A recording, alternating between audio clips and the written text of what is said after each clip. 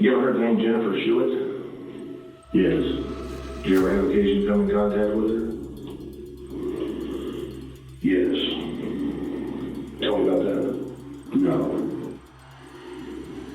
On January 5th, 2004, Joanne Presti and her 12-year-old daughter Alyssa were tragically murdered in their own home.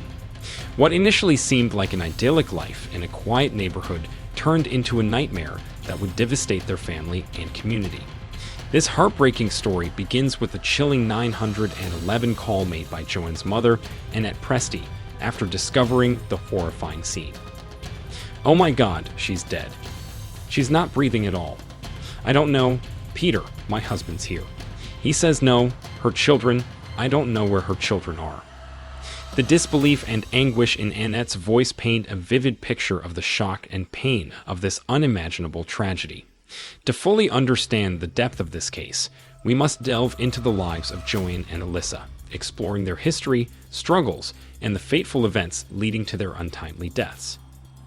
Joanne Presti, a resilient woman with a big heart. Joanne Presti was born on March 7, 1969, in Stoneham, Massachusetts, to Peter and Annette Presti. Raised in a close-knit, traditional Italian-American family, Joan grew up surrounded by love and strong values. With 3 protective brothers, she was cherished as the only daughter, and family gatherings were filled with warmth, laughter, and delicious meals, creating bonds that shaped her deeply. From a young age, Joan stood out for her fierce independence and willingness to speak her mind. Her empathy and generosity touched everyone she met, leaving a lasting impression and earning her the admiration of many. Joanne's radiant personality and compassionate spirit made her a beacon of strength to those around her. Though she once dreamed of becoming an optometrist, Joanne's life took her down paths she could not have foreseen. She embraced the challenges of love, loss, and motherhood with courage and resilience, always placing her family and loved ones at the center of her world. Her legacy of love and strength lives on in the hearts she touched. A tumultuous love life and a mother's determination. Joanne's first major relationship was with John Carter, a professional hockey player for the Boston Bruins. Their romance was brief but intense, resulting in Joanne becoming pregnant with Alyssa, who was born on February 20, 1991. Unfortunately, John was uninterested in raising a child and chose to distance himself from Joanne and Alyssa, offering only financial support.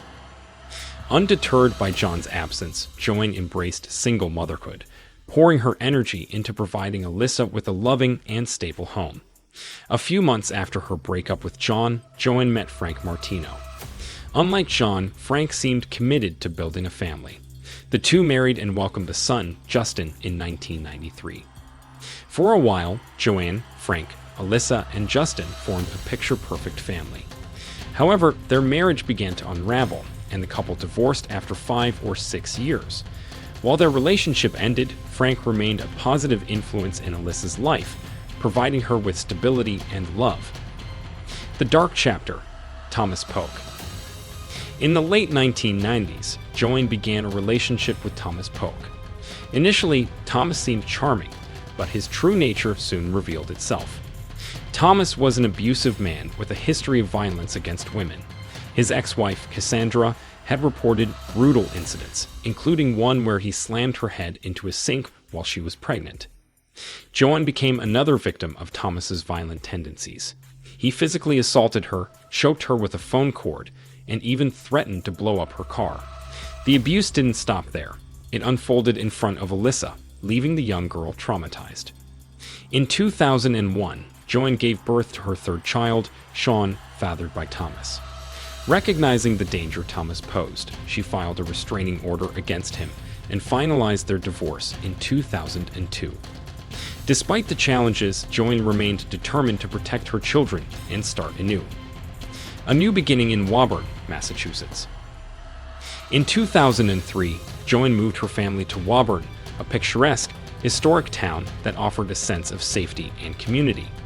Joanne quickly became a beloved figure in the neighborhood, known for her warmth, generosity, and ability to connect with people.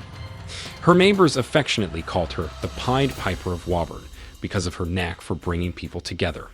She frequently hosted events for children in the area, providing them with a safe and welcoming space.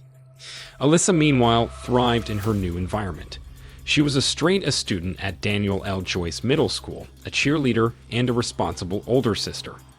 Her dream was to become a pediatrician, a testament to her kind and nurturing nature.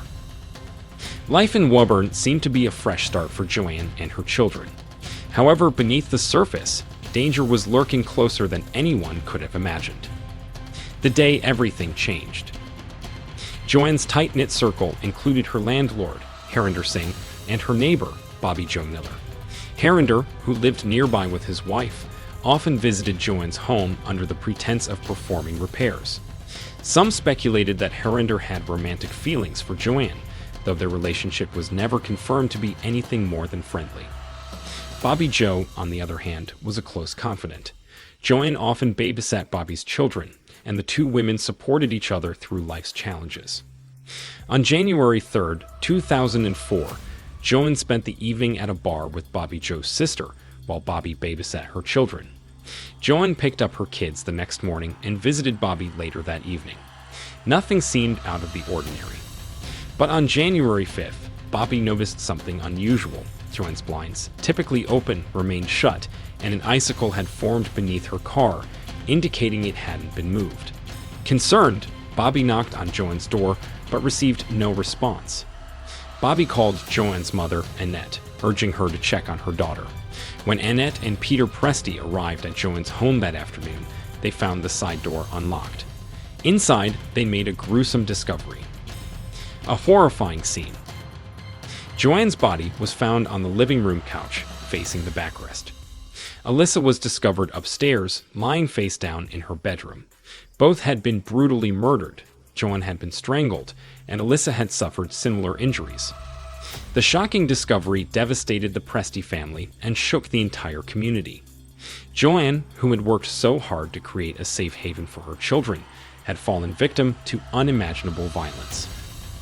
The investigation. Police launched an intensive investigation, but the case was riddled with challenges. Initially, several suspects were considered, including Joanne's abusive ex-husband, Thomas Polk, and her landlord, Harinder Singh. Thomas, with his history of violence, was an obvious person of interest. However, he had a solid alibi and was eventually ruled out. Harinder's frequent visits to Joanne's home also raised suspicions, but there was no concrete evidence linking him to the crime. As days turned into weeks, the investigation stalled. The lack of leads left the Presti family desperate for answers and justice. Justice delayed. It would take years for the case to reach a resolution. Advances in forensic technology and renewed efforts by law enforcement eventually uncovered the truth. In a shocking twist, the person responsible for the murders was someone Joanne had trusted implicitly, a betrayal that cut deeper than anyone could have imagined. While the specific details of the resolution remain unclear, one thing is certain. The tragic deaths of Joanne and Alyssa Presti serve as a haunting reminder of the hidden dangers that can exist even in the most seemingly safe environments. A legacy of love and resilience.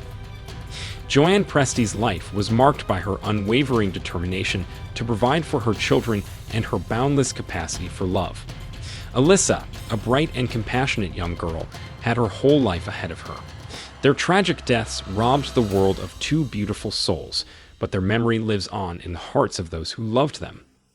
This case is a heartbreaking example of how tragedy can strike even the most loving and resilient families. It also underscores the importance of community, vigilance, and the pursuit of justice for victims of senseless violence.